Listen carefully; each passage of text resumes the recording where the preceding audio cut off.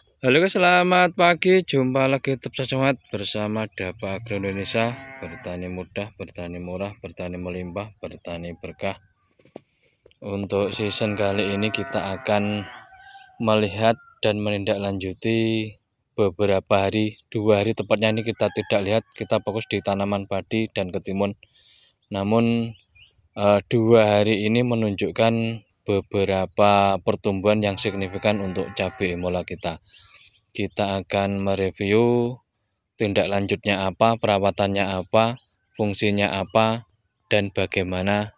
Kita sambil jalan melakukan pengamatan, kita review satu-satu. Terakhir kali kita 2 hari yang lalu di sini yaitu untuk menali atau memberi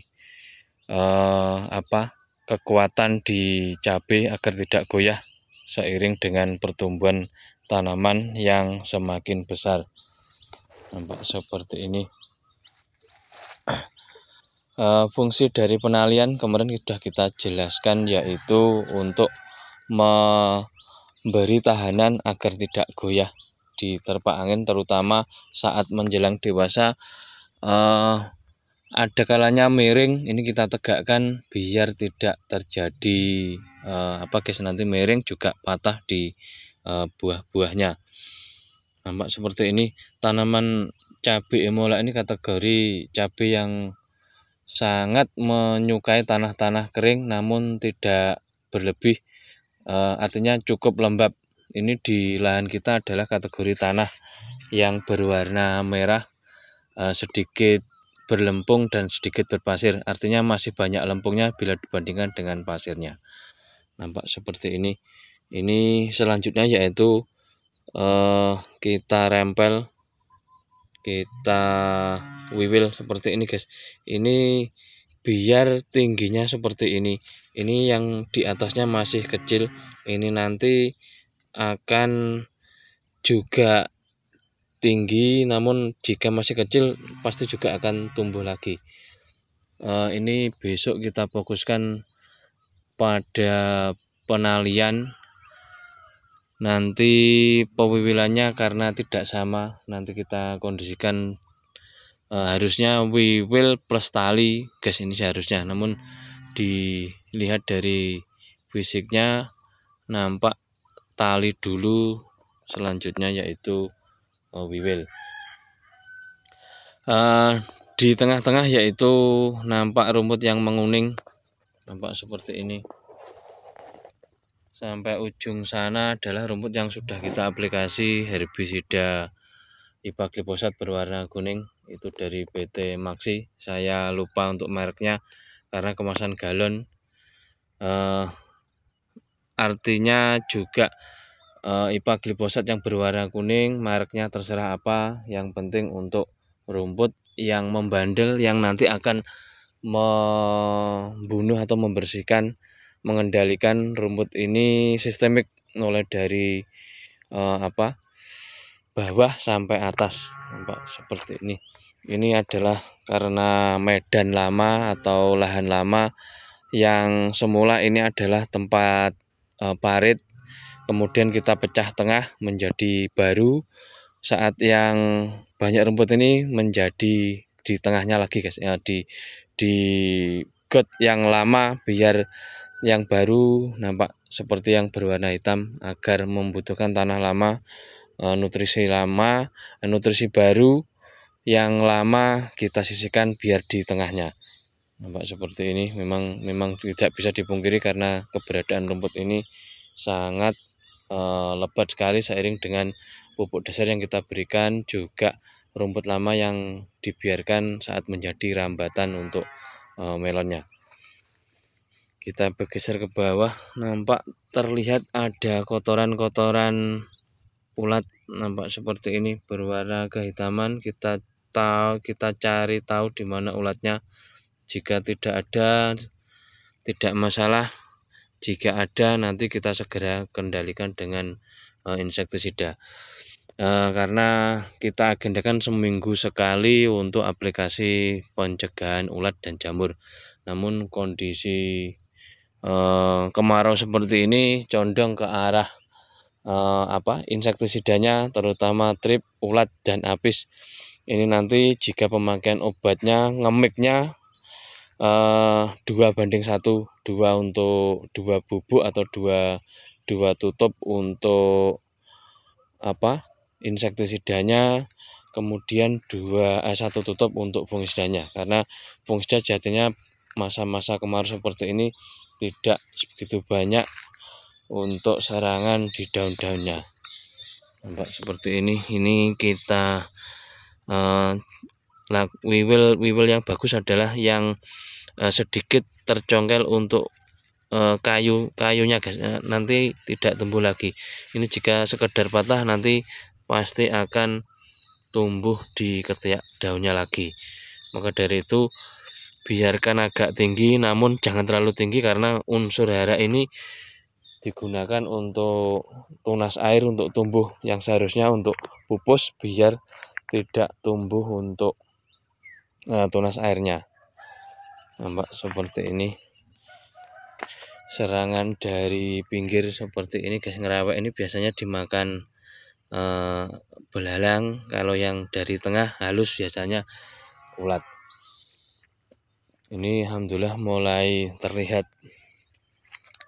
pertumbuhannya, rumputnya juga mati seiring dengan umur. Ini dikondisikan umur ini tanggal 20, berarti 1 bulan lagi tanggal 27, berarti kurang lebih sekitar 21 bulan 30 hari, berarti antara berumur 23-25 lah, antara 22.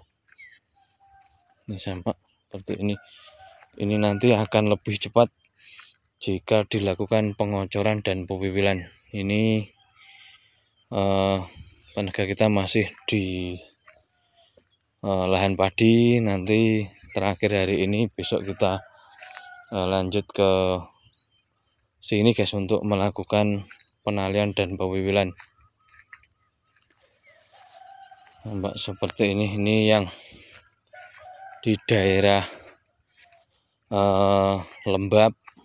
Ini memang pertumbuhannya juga cepat, lembab namun tidak berlebih guys. Ini mintanya cabai ini memang di mulsa ini di bawahnya pasti masih basah jika dibandingkan dengan lahan yang di luar. Ini di dalam mulsanya masih basah, di luar terlihat nampak kering. Nampak seperti ini besok kita agendakan kocor, penalian, dan pewiwilan. Ini di tempat-tempat yang agak kering, ini yang di tempat yang basah ini banyak yang mati seiring terlihat mulsanya bekas terendam air. Ini tanah-tanah seperti ini biasanya saat hujan lembek, saat kering seperti ini terjadi pengerasan, terjadi penyusutan, sehingga nampak terjal, nampak keras sekali di permukaan. Mudah-mudahan di dalamnya masih tergolong lembab dan basah untuk pertumbuhannya biar maksimal. Nampak seperti ini jika kemarin kita tunda untuk penancapan ajirnya, pasti akan sulit untuk menancap. Ini di sebelah sini memang banyak yang godang guys, karena letaknya yang terlalu rendah sehingga air banyak menumpuk di sini. Kemarin di melon juga kurang bagus di lokasi lahan ini yang sebelah kanan yang bagus sehingga air cepat hilang yang dikehendaki. Kita syukuri, kita yang ada kita pelihara, mudah-mudahan nanti harga semakin bersahabat seiring dengan banyaknya biaya operasional yang kita keluarkan, harus nutut sampai akhir, sampai panen. Ini cabai ini membutuhkan sedikit air, maka dari itu fase-fase seperti ini nanti lebih baik kita gunakan media kocor, Pak, seperti ini. Ini nanti di atasnya terlihat kering, namun di bawahnya masih basah. Untuk menjaga kelembapan di atas disarankan pakai pupuk metode kocor saja, nanti biar tidak terlalu berlebihan untuk air-airnya. Terlihat di sini juga sudah mulai banyak tunas airnya, guys. Ini waktunya penalian dan pewiwilan. Pewiwilan ini memang memaksimalkan pucuk daun, nampak seperti ini. Ini yang pertumbuhan prima. Ini kita wiwil seperti ini. Ini dihabiskan mulai dari pucuk ini, nanti ada cabang, di bawah cabang di seputaran ketiak daun ini harus kita bersihkan agar tunas dan unsur hara mengarah ke atas satu batang tanaman, tidak ada batang yang lain. Ini nanti akan bercabang dan terus menambah cabang-cabang, namun yang cabang dipakai adalah cabang yang atas, tidak cabang di bawah. Seperti halnya adalah tunas yang kita maksud adalah tunas air ini. Ini nampak seperti ini. Ini memang stadianya yaitu pewiwilan dan penalian. Ini di sebelah kiri yang tempatnya agak atus, guys. Ini bagus untuk pertumbuhan. Sedangkan yang kanan hanya 1-2 karena banyak yang mati seiring dengan hujan susulan, hujan kiriman yang begitu lebat. Nampak seperti ini. Besok kita memakai masih 2577 Ultradap dan kemarin Java Green. Kita naikkan dosisnya, yang semula